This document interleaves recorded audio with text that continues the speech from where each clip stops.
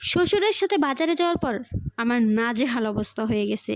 তো আমি ফার্স্ট যেদিন তার সাথে বাজারে গিয়েছিলাম, তারপরে বলছিলাম আমি আর কোনো দিন তার সাথে বাজারে যাব না, কিন্তু কিচ্ছু করার থাকে না, তাকে দরকার হয় এবং তার সাথেই বাজারে যেতে হয়। তো হ্যালো এভরিওয়ান, আসসালামু আলাইকুম, this is Selina. I hope সবাই ভালো আছেন। তো আজকে আমি আমার শ্বশুরের সাথে বাজারে যাচ্ছি।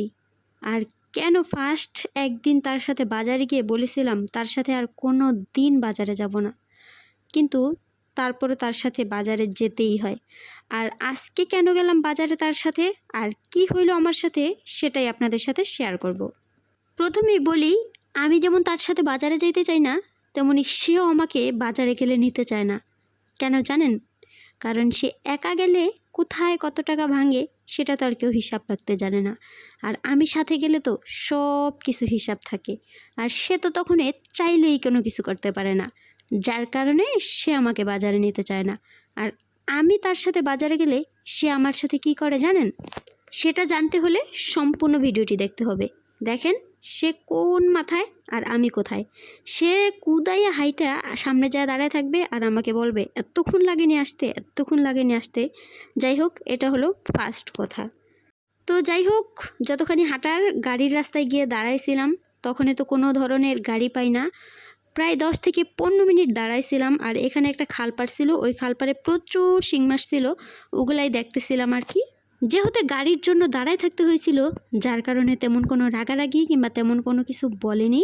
তো যাই হোক, এখানে যারা যারা গাড়ির জন্য দাঁড়াইছিল প্রত্যেকে মিলে কিন্তু এই শিং মাছগুলো দেখতেছিল আর নানান ধরনের কথা বলতেছিল। কথা বলতে বলতে আর মাছ দেখতে দেখতে কিন্তু আমাদের গাড়ি চলে আসে। তারপর আমরা গাড়িতে উঠে দেন বাজারে চলে যাই। আমরা কিন্তু এই যুগে, এই 2026 সালে এসেও 15 থেকে 20 মিনিটের রাস্তা হেঁটে তারপর গাড়িতে উঠতে হয়। হ্যাঁ, এরকম একটা গ্রামের ভিতরেই আমাদের বাড়ি। তো যাই হোক, আমাদের সাথে যে লোকটা ছিল তারাও যাবে ব্যাংকে, আমরাও যাব প্রথমে ব্যাংকে, যার জন্য আমরা দুপুর দিকে বের হয়েছি আর কি। তারপর ব্যাংক থেকে যতটুকু প্রয়োজন টাকা তোলার পর আমরা চলে গেলাম বাজারে। আর বাজারে গিয়ে তো আমার মেয়ে ফার্স্টে আখ দেখে আখ কিনো। তো সর্বপ্রথম বাজারে ঢুকেই কিন্তু আখ কেনা হয়েছে। এখানে সর্বশেষ এই লোকের কাছে এই 3টা আখই ছিল। সর্বশেষ বলে কথা, ভালো হোক আর খারাপ হোক আমার মেয়ে নিবে তো নিতেই হবে। এই 3টা আখ কিনলাম 100 টাকা দা। তার ভিতরে 2টা আখ একদমই মিষ্টি ছিল না।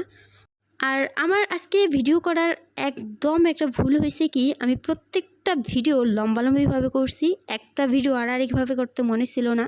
তো যাই হোক, আখ কেনার পরে আমরা চলে গেলাম মুরগির জন্য একটা খাঁচা কিনতে। আমার শ্বশুর যেখানে কম দামি জিনিস আছে ওইখানেই যাবে, ঠিক আছে। তো যাই হোক, এই খাঁচাটা কিনলাম 200 টাকা দিয়ে। তাদের দোকানে এটাই সর্বনিম্ন দামের খাঁচা, তো ওইটা কিনলাম।